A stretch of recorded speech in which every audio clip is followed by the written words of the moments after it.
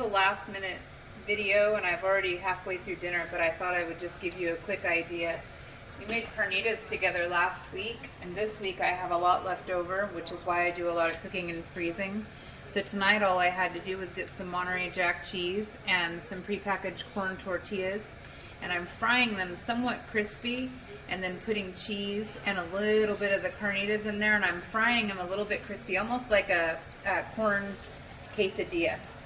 And I'm going to fry multiple of these, and once I get them nice and crispy, I'm pulling them out of the pan and setting them aside. Once I get all of my tacos fried, I'm going to saturate them in the broth that I cooked the carnitas in. So these are going to be wet, juicy tacos. Don't be dirty. I know it sounds dirty. And if you're my friend, you got that, of course. Anyway, so I'm going to keep frying these and just keep moving them around in hot oil and keep building all these tacos.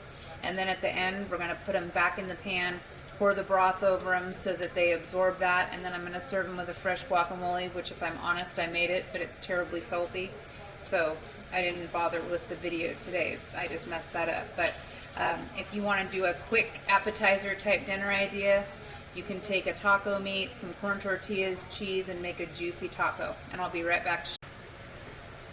I've got some corn tortillas frying, and I'm getting them just lightly crispy, so I'm going to show you how I build these. This side is, they're not quite, this one is crispier on the inside than the others. This one looks like it is too. So I'm going to flip these over, see how it's got a little bit of brown. And I'm just going to take, I finally shredded this cheese because it just works better in quesadillas that way, I think. But you can do whatever you want with yours, or you can buy the pre-shredded. I'm not going to stuff this one yet because I need to turn it. It's still kind of soggy. I'm going to wait. But I'm going to put just a little bit of meat in here. So these are almost like pre-building your tacos, a taco quesadilla mix. And then you can just top them with things like salsa and guacamole, as long as you don't oversalt yours like I did. So I'm going to fold these up and keep frying, and we'll be right back to juice these babies. All right. Okay. Now we're going to take these crispy tacos and we're going to turn them juicy. So watch me. So I've got these, the cheese is melted, the carnitas is on the inside, and this is fairly crispy. And I've got a nice hot pan with oil.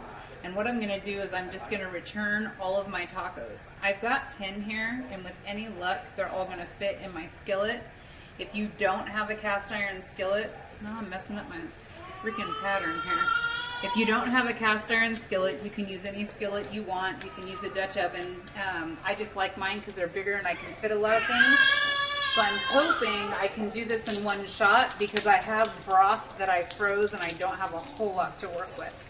And I just want these to get the flavor so that the tortilla absorbs, and it's almost kind of like a partially crispy enchilada. I don't know, they're freaking delicious. Okay, I think if I squeeze, I can fit this in here. It'll work.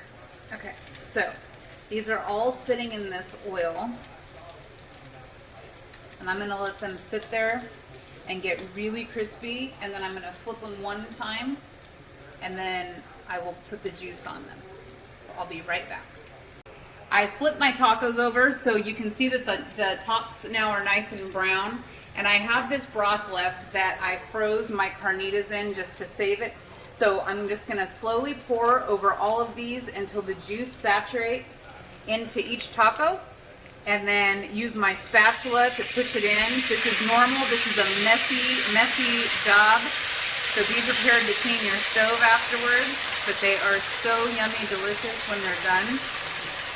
I have a little bit of broth left, so I'm going to hold back. And I'm just going to take my tongs and just push those down into that juice, because I want that juice to absorb into the inside of these tacos. And then I'm going to turn my heat up so that it starts to really help that juice evaporate into the tacos before I pull them out. So when I pull them out, they will have absorbed some of that, so they'll still be crispy but a little bit gooey. And I'll be back to show you what they look like before I pull them. I've had these sizzling in this juice for about 3 minutes, and I don't want them to get cardboard-like. As you can see, they're brown and crispy on both sides.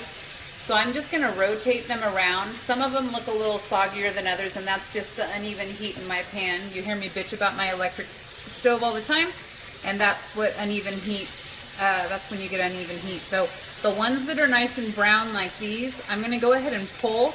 These out here need a little bit more browning, so I'm gonna pull them to the center of the pan where I have better heat, and dinner will be ready here in about 2 minutes. I'll cut into one and show you exactly what the inside looks like, and I might even top it with some salty guacamole and endure it since I went to all the trouble of making it. I'll be back. Take a look at this tortilla here, and that's because the cheese and the juice and the oil has started to caramelize on the outside, and that is the perfect time to pull one of these tacos. So I've pulled all of them. I'm getting ready to pull these three. These three just need a couple more minutes, but this right here is exactly what a perfect juicy taco looks like before you should pull it out of the pan. All right, it's time to plate, and I'm just gonna put 4 of these juicy tacos on a plate. I did make some guacamole, and I have my ice cream scooper just to make, or my cookie dough scooper just to make it pretty, and some fresh cilantro.